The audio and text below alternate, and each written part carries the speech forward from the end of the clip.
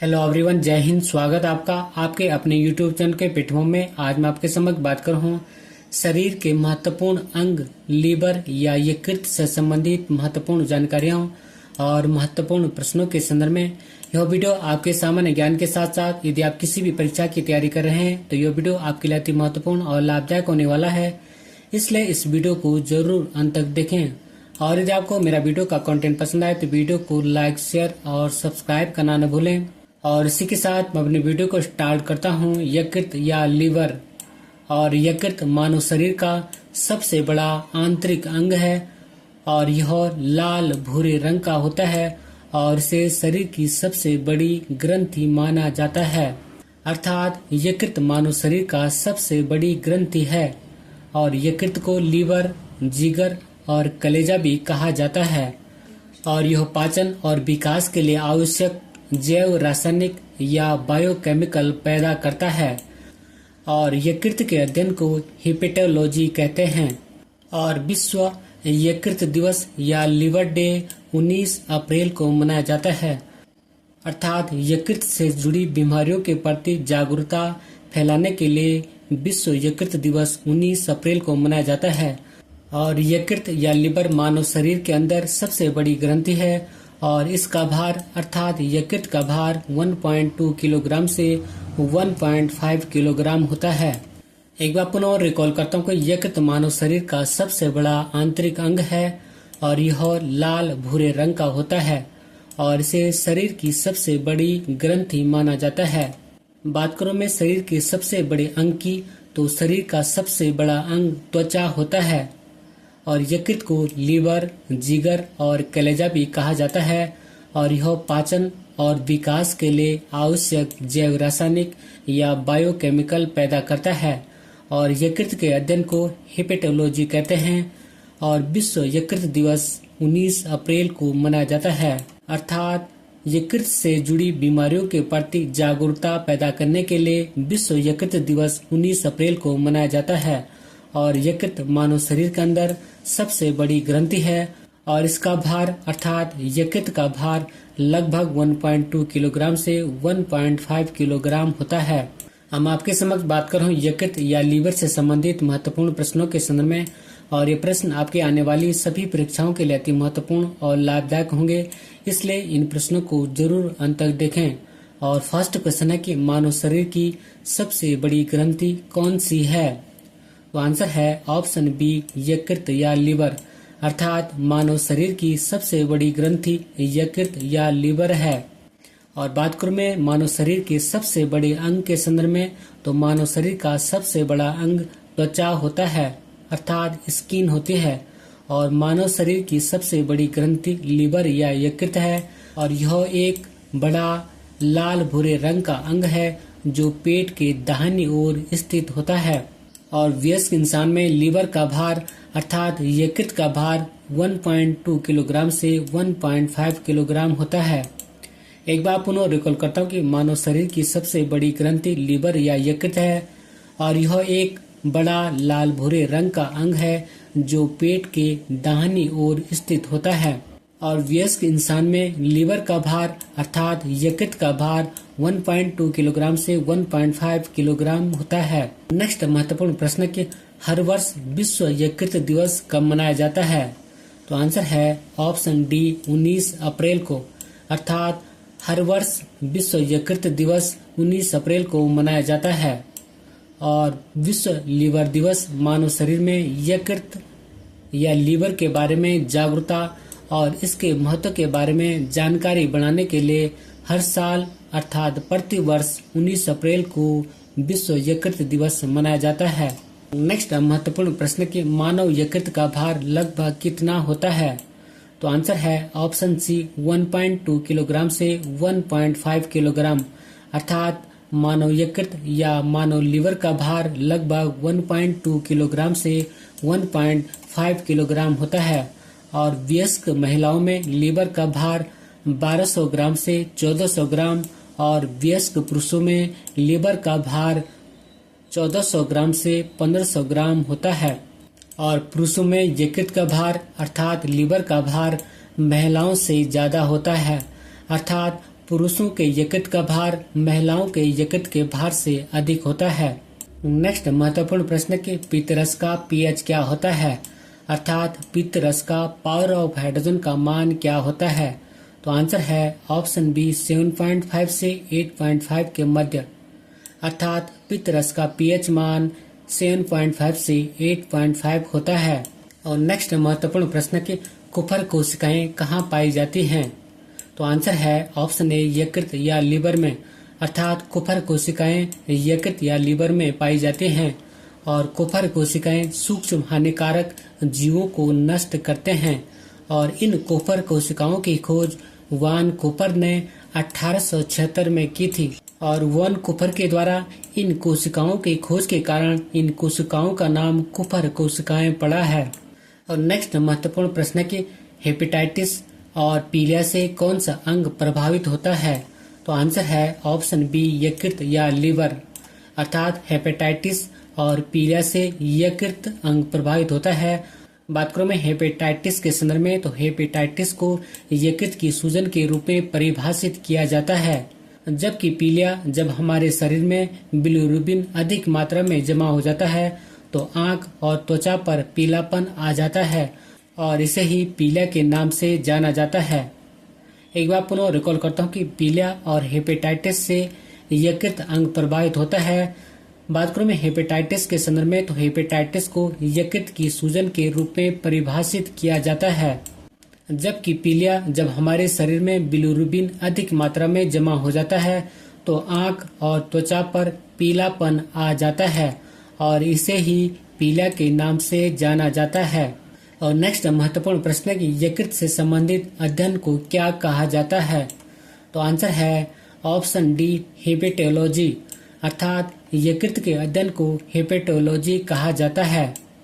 और नेक्स्ट महत्वपूर्ण प्रश्न है कि यकृत से जुड़ी एक छोटी बैग जैसी संरचना को क्या कहा जाता है। तो आंसर है ऑप्शन बी पित्ताशय, अर्थात यकृत से जुड़ी एक छोटी बैग जैसी संरचना को अर्थात बैग जैसी आकृति को पित्ताशय कहा जाता है। नेक्स्ट महत्वपूर्ण प्रश्न है कि पित्ताशय में क्या संचित होता है। तो आंसर है ऑप्शन ए पित्त रस, अर्थात पित्ताशय में पित्त रस संचित होता है। और नेक्स्ट महत्वपूर्ण प्रश्न है कि पित्त रस में कौन से वर्णक पाए जाते हैं। तो आंसर है ऑप्शन सी बिलिरुबिन और बिलिवर्डिन, अर्थात पित्त रस में बिलिरुबिन जिसका कि रंग पीला होता है और बिलिवर्डिन जिसका कि रंग हरा होता है पाए जाते हैं। और नेक्स्ट महत्वपूर्ण प्रश्न की यकृत के द्वारा किस प्राकृतिक रक्त प्रतिस्पंदन का निर्माण किया जाता है। तो आंसर है ऑप्शन बी हिपेरिन का, अर्थात यकृत या लीवर के द्वारा हिपेरिन नामक प्राकृतिक रक्त प्रतिस्पंदन का निर्माण किया जाता है। बात करूं मैं हिपेरिन के संदर्भ में, तो इसका उत्पादन अर्थात हिपेरिन का उत्पादन यकृत से होता है, अर्थात लीवर से होता है और यह शरीर के अंदर रक्त को जमने से रोकता है। और यह पॉइंट कई बार जम्मू में पूछा जाता है कि हिपेरिन का उत्पादन यकृत से होता है और यह शरीर के अंदर रक्त को जमने से रोकता है। और नेक्स्ट महत्वपूर्ण प्रश्न कि निम्न में से किस विटामिन का निर्माण मानव यकृत में होता है।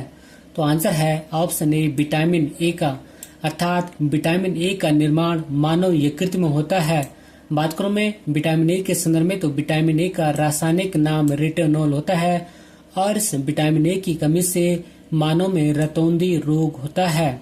एक बार पुनः रिकॉल करता हूँ कि विटामिन ए का निर्माण मानव यकृत में होता है और इस विटामिन ए का रासायनिक नाम रेटिनॉल होता है और विटामिन ए की कमी से रतौंधी नामक रोग होता है। और नेक्स्ट महत्वपूर्ण प्रश्न की यकृत द्वारा बनाए गए प्रोटीन कौन से हैं जो कि रक्त स्कंदन के लिए अनिवार्य हैं।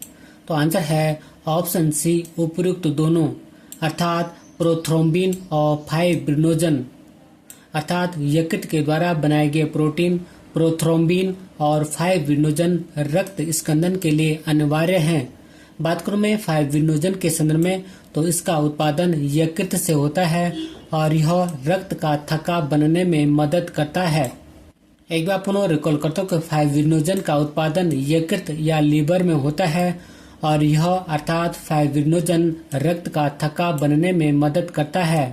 और नेक्स्ट महत्वपूर्ण प्रश्न है जो कि कई बार जम्मू में पूछा जा चुका है और प्रश्न की यकृत कई कार्य करता है और इन कार्यों में से एक है।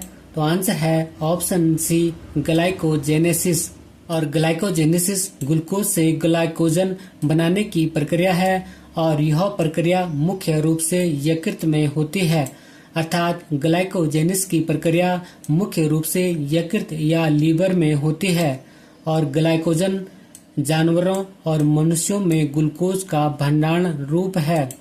नेक्स्ट महत्वपूर्ण प्रश्न है यकृत शरीर में किससे संबंधित एक अंग है। तो आंसर है ऑप्शन डी पाचन तंत्र से, अर्थात यकृत शरीर में पाचन तंत्र से संबंधित एक महत्वपूर्ण अंग है और यकृत या लीवर शरीर में पाचन तंत्र से संबंधित एक महत्वपूर्ण अंग है और यह वसा अर्थात फैट को पाचीकृत करने में मदद करता है और वसा को विघटित करता है। बात करूं मैं वसा से संबंधित महत्वपूर्ण जानकारियों के संदर्भ में, तो वसा जल में अघुलनशील होता है, इसलिए इसे काइलोमाइक्रोन के रूप में अवशोषित किया जाता है। नेक्स्ट महत्वपूर्ण प्रश्न के 10 दिनों से अधिक दिन तक उपवास करने पर यकृत या लीवर पर क्या प्रभाव पड़ता है। आंसर है ऑप्शन डी यकृत में अर्थात लीवर में ट्राइग्लिसराइड बढ़ने लगता है, अर्थात 10 दिनों से अधिक दिनों तक उपवास करने पर यकृत में ट्राइग्लिसराइड बढ़ने लगता है। नेक्स्ट महत्वपूर्ण प्रश्न की यकृत ग्रंथि क्या स्रावित करती है जो पित्ताशय नामक थैली में संग्रहित होती है, अर्थात जो पित्ताशय नामक थैली में जमा होती है। तो आंसर है ऑप्शन बी पित्तरस, अर्थात यकृत ग्रंथि के द्वारा पित्तरस स्रावित किया जाता है जो कि पित्ताशय नामक थैली में जमा या संग्रहित होती है।